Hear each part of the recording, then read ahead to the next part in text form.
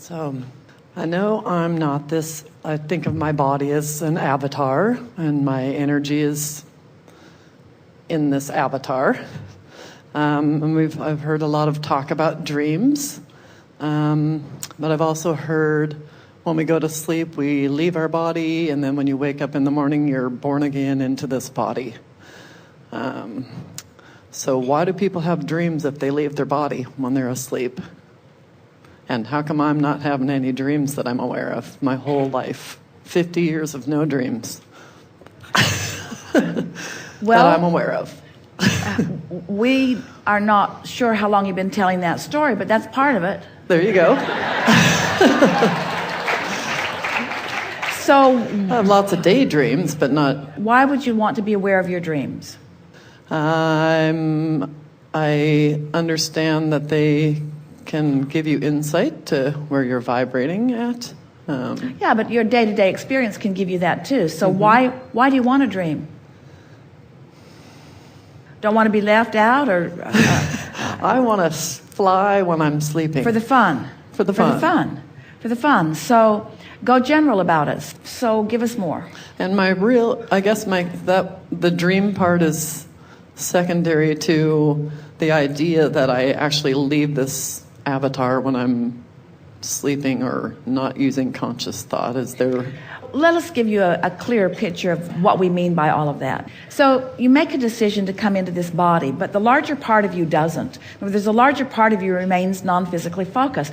And a part of your consciousness comes into this physical body as that which you call your personality. But when you slumber, you withdraw that consciousness from this time-space reality.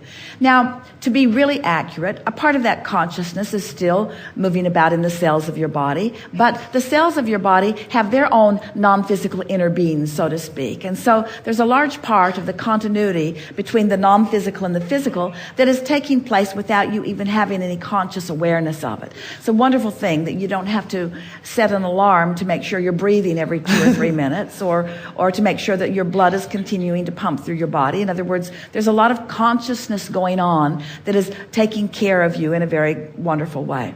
As you are slumbering, because your attention is withdrawn from this time-space reality, we like to say that it reemerges into non-physical, not different than what you call the death experience. And of course, there is no death experience, but because you are an eternal being, but a withdrawal of that consciousness. So you literally, we're not kidding you, don the perspective of that non-physical energy. Now, many of you want to say, well, if I don the consciousness of my non-physical perspective, then do I, or can I, or why don't I hold that perspective when I come back into the physical, or when I wake up, when I regain my consciousness and I refocus? And we say, well, depending upon what your vibrational frequency is, you can maintain that continuity. But for most, when you awaken and refocus back into the physical translation of things, your vibrational frequency is usually lower and slower. It usually holds more resistance, which doesn't give you access to that quite the way you think you would like it. Now, this discussion brings us to a place that we've not been before. So let's just take a little bit of time here and flesh this out, because it's fun to come to a clear understanding of how the non-physical fits into the physical. So if when you slumber and therefore withdraw your consciousness from anything that is very active, the consciousness that is you reemerges into non-physical, or dons its full non-physical perspective, so to speak, and achieves that vibrational frequency, or is that vibrational frequency. So the only question that you want to ask yourself, if you're wanting to know what is really going on while you sleep, the question that is pertinent is, what's the difference in the vibrational frequencies between that and this, between my slumbering self and what I've been thinking and this non-physical energy? So it follows, doesn't it, that the happier you are in a consistent way in your physical body, that the higher your vibration. And as you put yourself into your bed in that higher frequency, then you will achieve that higher frequency. And so you'll be soaring with non-physical. Now stay with us for a minute, because we're leading you into a trap. That happens every time, no matter what. You could be the orneriest toad in the world. You could go to bed at night worrying about your children or worrying about something else. And in the moment that you withdraw your consciousness or fall asleep, your vibration raises and you join the vibrational frequency of who you really are. Every time. It's like the death experience. But it's not that likened to the withdrawing or the death experience that is really the subject that we are most interested in talking with you about here today. It's the what do you do as you're coming back in? And that coming back in, how much of this non-physical vibration, high vibration without resistance, how much of that rejoins me has to do with what you've been doing vibrationally while you've been in your wake state. In other words, the habits of thought that you've been practicing and the frequency that is you, it is a misunderstanding. Most people think that when they're dreaming that they've dreamed all night long, and what's actually taken place is they've had that non-physical experience that has concluded in a scenario or an experience that is downloaded in split seconds as you are coming back into consciousness. And so what seems like dreaming all night long really isn't. It's your interpretation of that when you awaken. So as we said to our friend just a little bit ago, everything is about your perspective or about your perception. And so if you are wanting to know what your non-physical counterpart feels like, then you've got to get closer to the frequency of that, more chronically closer to the frequency of that. Now, let's go back to the question, why am I not dreaming? Why am I not remembering the dreams that I'm having? Well, for the most part, we want to say it's because it's not your expectation. Somewhere early on, you got off on that. You started worrying about it. You've been beating that drum, I don't dream. You could change that around as soon as tonight. As you put yourself in your bed tonight, you acknowledge tomorrow morning could be the first dreams that I remember in a while. It could be the first dreams that I remember in a while. It would be nice if I were to remember some of my dreams. It would be nice. It would be nice to remember some of my dreams. It would be nice to get a sort of sense of what I'm doing vibrationally. And so just say that softly, not with any urgency. And every night when you put yourself to bed, wouldn't it be nice if, not it's urgent or what's wrong with me that I don't, or what's going on, or is my frequency off? None of that. None of that. Just wouldn't it be nice if I were able to get some insight from my dream? Now, just setting that in motion, it is our promise to you, just setting that in motion in that soft way that we've just laid it out here is enough for you to be consciously aware when you awaken. There will be a vibration within you where you'll feel a little piece of something. You could even say, I want to be aware of how I felt while I dreamed. I don't need the details. I just want to be aware of how I felt while I was dreaming. I want to feel the refreshment of my dream state. Just these gentle, general words like that. And here's the next most important part. So the first part is setting it up in advance. Someday, not too far from now, I'm going to awaken and I'm going to be aware of my dreams. And if you say tomorrow morning and that makes you feel tense, then soften it still. Someday, not so far away. Then when you awaken in the morning, just lie there for a moment. Lie there in appreciation. Lie there in appreciation of the bed that you're sleeping in and say to yourself, do I remember? What do I remember? Do I remember how it felt?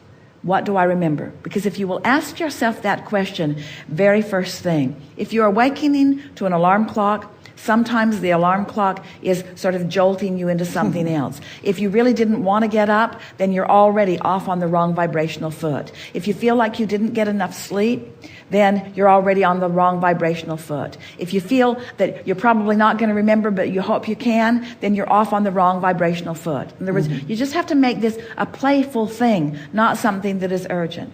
So first, set forth the expectation before you sleep, and when you awaken, ask yourself if you remember.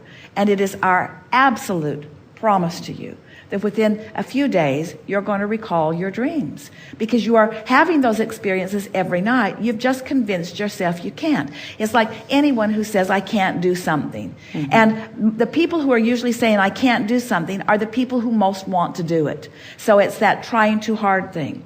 Because remember, every subject is two subjects. On one end of it is what is wanted, and on the other end of it is the absence of what is wanted. So why do you want to recall your dreams? I am just curious if I'm missing out on something. There you go. You missed the whole point of everything that he just told you. It's all right, but that's what we were wanting to demonstrate back to you. In other words, I think I'm missing out on something. I think I'm doing something wrong. Whether it's a dream that you're wanting to accomplish, or finding a lover, or a pile of money somewhere, or writing a book, it doesn't matter what your desire is. If you're coming at it from this position that I'm missing out on something, then that vibration is the obstacle that is in the way. That's what's in the way of the path of least resistance. So what did you hear from us? In other words, intellectually, what did you hear from us? Mentally, what did you hear from us as the process? To gently be open to the possibility of recalling how I felt in my dreams. Yeah. So when we say to you, why would you want to do that? Why would you want to do that? Just for more fun. Exactly. For the fun of it. For the fun of it. For the fun of it. For the clarity of it, but for the fun of it. Are you defective? No. Is it something that you can do if you want to? Of course. It's an interesting thing because you set this up in a way that a lot of people present their questions to us. Here's this thing that I've wanted for a while that I have not accomplished. And we say, there could not be a worse premise. I really want this thing I have not been able to accomplish. And then you got more specific. For 50 years, I haven't been able to accomplish it. In other words, do you see the expectation that you're setting up? Yeah. So can you believe that something could be... This is a question for all of you relative to everything.